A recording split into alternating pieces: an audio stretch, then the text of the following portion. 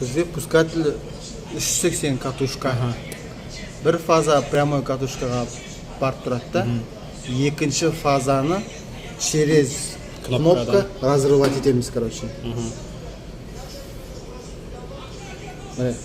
Көк фаза стоповыйға келеді. Всегда фаза стоповыйға келеді. Мына жер замкнутый. Замкнутый бірінші жағына келіп, екінші жағына шығып, пусковойдың разомкнутый жағына қосылады. Разомкнутый жаққа қоңыр прямой блок питанияның блок контакттың астына барады. Екіншісі блок питанияның үстіне барады, через перемычка катушкаға барады. Сол кезде басасың. Басасың.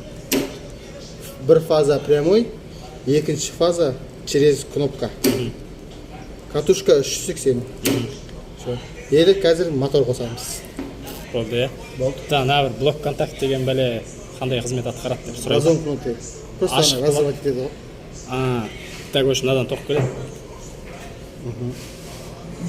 Мына үшеуінен тоқ келіп, ананы тартайын деп тұр. Мына блокировка дейді ғой.